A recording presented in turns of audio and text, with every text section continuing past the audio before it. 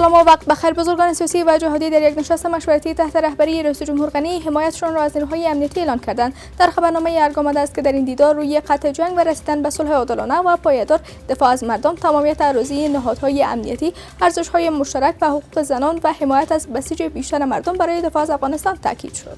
امریکا میگوید افزایش خشونت و اوج درگیری‌ها از سوی طالبان قابل قبول نیست. مشاور جو بایدن میگوید گفتگوهای صلح باید سرعت یابد. ده‌ها تن از نیروهای امنیتی افغان برای تعلیمات نظامی راهی ترکیه شدند. مقامات گفتند ناتو مسئولیت تعلیمات نیروهای افغان را دارد و پس از این در ترکیه کارش را پیش میبرد. گروه جهانی نظارت از حقوق بشر میگوید طالبان قتل‌های هدفمند منتقدین خود را آغاز کردند. این نهاد گفته است طالبان با برپا کردن محاکمه صحرایی مرتکب جنایات جنگی میشوند. و در 24 ساعت گذشته 122 طالب کشته، 62 تن مجروح و 5 تنشان زنده بازداشت شدند. وزارت دفاع ملی میگوید عملیات نیروهای امنیتی علیه تروریستان ادامه خواهد یافت.